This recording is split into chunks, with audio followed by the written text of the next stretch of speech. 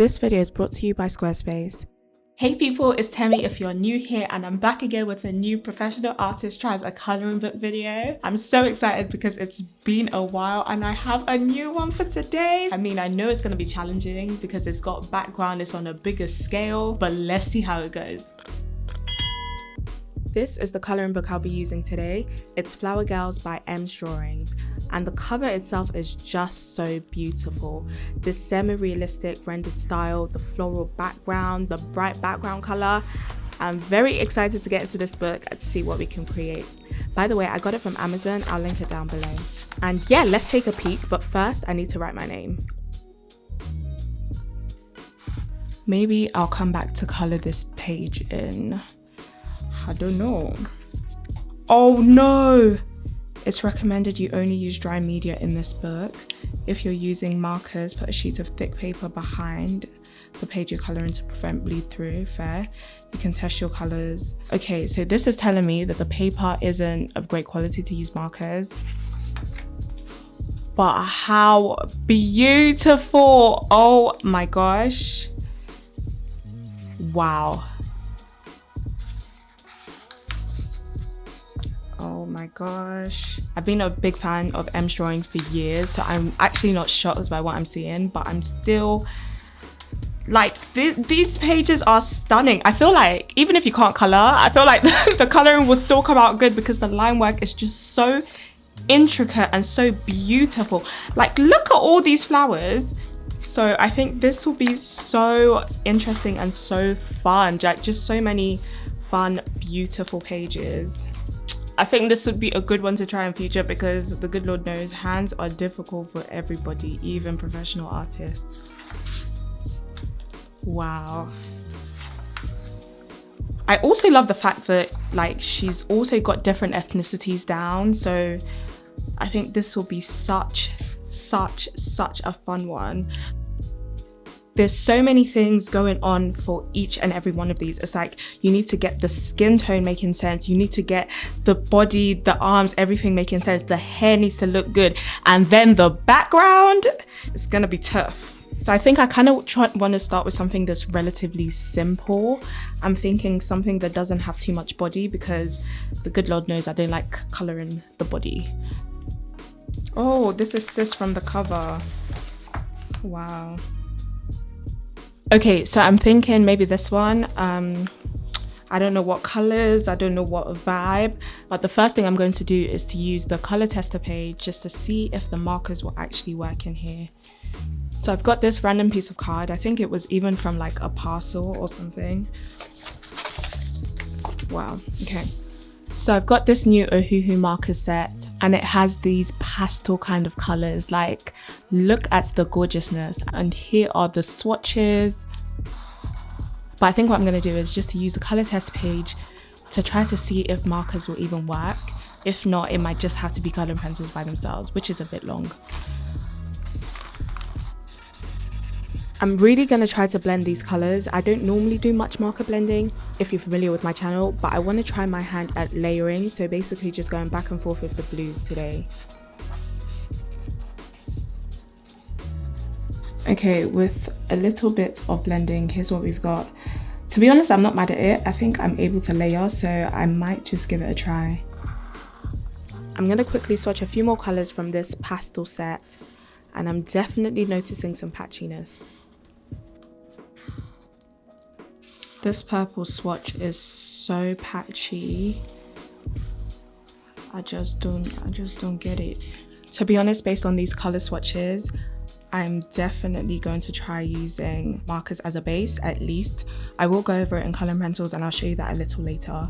But what I'm realizing is that some bits where I put too much water, you can see a little bit of warping of the page, but I think it should dry fine, so I don't really mind. Guys, if I'm being honest, I'm actually scared. I know I started this video with excitement, but... Before we get on with the colouring, here is a word from our sponsor. Squarespace is a great platform for helping you create your own website. You don't need coding experience because there are tons of beautiful templates to choose from. It allows you to present your work with the professional portfolio designs. You can easily connect your social media pages, and if you sell your art online, they have customizable e-commerce templates. I just love how I'm able to easily customize the templates with my own words and media. I can't wait to finish designing my new website. Let me know if you'd like a video showing that. If you're interested in trying Squarespace out, head over to squarespace.com for a free trial, or when you're ready to launch, go to squarespace.com/Temi to save 10% off your first purchase of a website or domain. Thank you to Squarespace for once again supporting my channel, and let's get on with the colouring. I've noticed these tiny illustrations in the back, and I don't know why they're here, but I'm going to use it as a bit of a tester page just to try to imagine how the colours might work together before I actually go in the big one. I'm definitely still feeling the vibe of a pastel colour scheme, so I'm grabbing some of those colours, but I'm not going to lie, I am very scared. What will make a cohesive colour scheme? I don't have the faintest idea. So I'm going to find a colour theme maker online. This is from Adobe. And I want to see if playing around with different types of colours might help get my creative juices flowing. So I'm looking at complementary colours, split complementary, double split complementary, just trying to see what might work for the piece as a whole. And generally, I'm not worried about her skin or hair color. I'm more worried about the flowers. First of all, I don't know the names of flowers or what colors each flower is meant to be. So that's kind of my fear with picking the right colors, because the whole piece needs to make sense together. Then also, what background color? Yeah, I don't know. I'm really stuck. But I think the best thing I can just do is to start. And I'm thinking light skin and maybe a goldy/blonde hair moment. And I'm also writing which color I'm using for which bit, so kind of like a color swatch key so I can refer back to it. But for the flowers, I definitely want this blush kind of pink color for the main focal point flower. I asked on my Instagram what kind of flower that is, and a lot of you said they're peonies, so I'm gonna take your word for it. But this lilac color can definitely come into the mix with the pastel vibe. I'm not really sure what I was going for with this yellow, but I think I'm going for like buttercups. I don't know. Defo gonna throw some leaves in here for a bit more context, and so far I think we need some blues. So I'm gonna use the blue I used for her eyes for some of the flowers in the background as well, and I think it just helps to make it a little bit more balanced. Now for the background color, and this just adds another layer of struggle, but I really think we're missing some darker values, so I'm gonna go for this dark blue. And I really love how it just finishes it off. I think it just makes it look really striking, and she stands out from the background. So now time to get colouring. Of course, I need to put the protective card, because the last thing I can do is ruin the next page. And on first impressions, I don't know if markers is a good idea. I mean, Em's warned us, but whatever she's got on the next page just looks like more plant illustrations, maybe not to keep the page blank, but it's kind of coming through on the ink. I don't know if this is going to be a problem, but I guess I'll find out later. My only prayer here is that it doesn't actually transfer the next page's ink over, but unfortunately we'll just have to wait and see. At the moment, I'm only doing a marker base, so all of the blending and the shading, that will come a little bit later. But I really love this color for the hair base. I think it just perfectly encapsulates what I had in mind.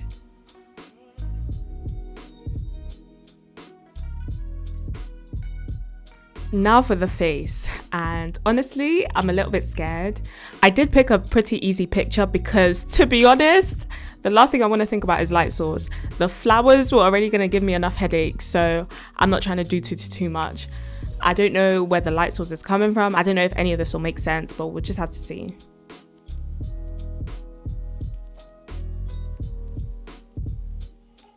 And now time to color the flowers, and look at these beautiful peonies. Oh my gosh, this pink is literally my favorite color. This blush light millennial pink, I just love it so much, and I think it's the perfect color for these flowers. So initially I thought they were carnations. You guys on Instagram said they're peonies, which is fine. I mean, let me know if I've got it completely wrong and they're neither of those, but I think this pink just works perfectly for whatever flower this is. The coloring process is kind of therapeutic. Honestly, I'm not even trying to keep it in the lines because really it's not by force, it's not that deep. I'm definitely gonna go over some of these lines with the blue for the background later anyway. But I don't know why I was putting so much pressure on getting the perfect colors and all of that, because at the end of the day, this is just a fun project. And the only pressure point is that I'm recording it for the internet, but that shouldn't stop me from having the same amount of fun with it.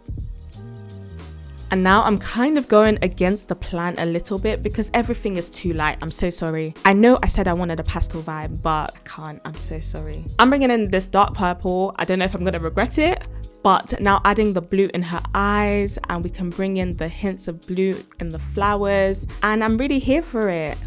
I don't know why though, but it's given me a monochromatic vibe, which is not what I want. So I'm going to inject this coral. Maybe in a future one of these, I'll pick a specific color scheme and color story and color family, and I'll keep to it. But today, let me just enjoy the color. And adding the leaves definitely just helps to tie everything together.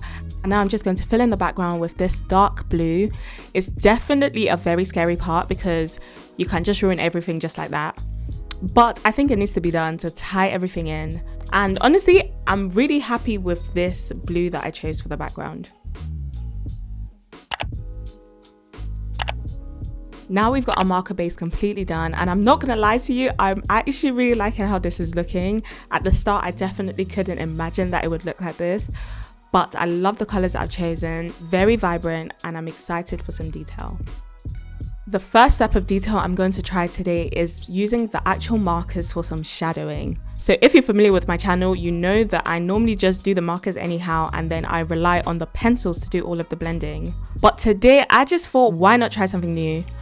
I don't have much experience in blending markers, so I don't know if I've got the right technique, but I'm starting where I feel most confident today, which is with the hair.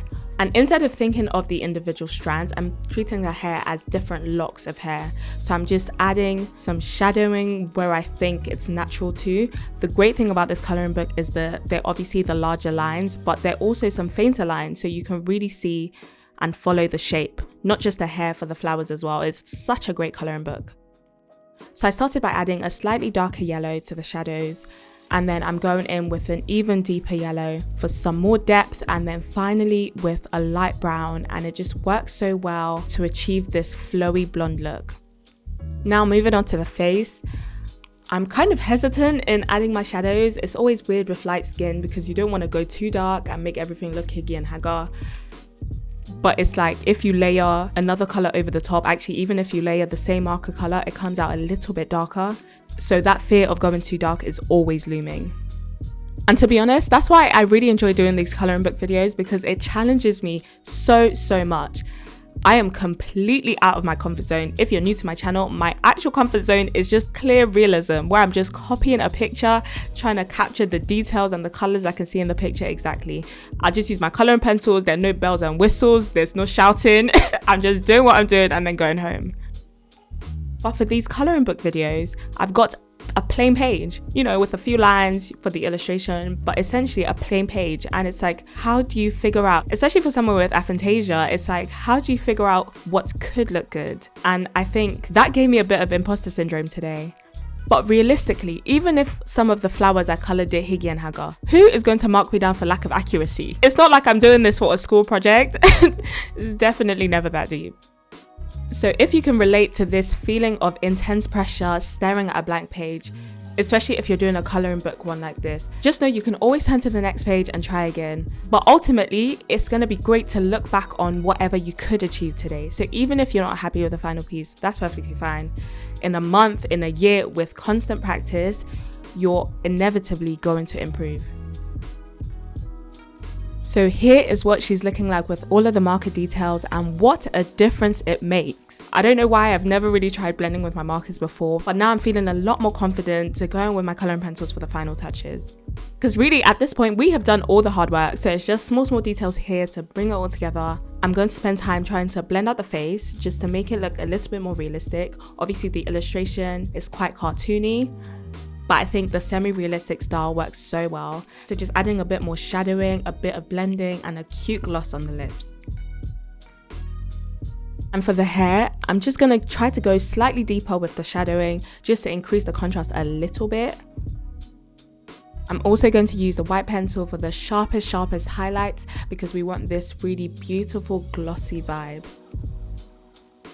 And I wish I went in with more detail to put some flyaway hair and all of that, but maybe next time.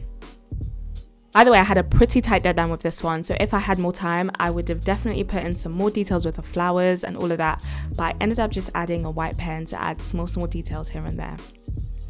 And we are done. Let me know how you think it came out. I am so excited for the rest of this coloring book. The actual potential is incredible. Even if you don't have much coloring experience, I'm sure because of how beautiful the illustrations are, you're going to be happy with what you create.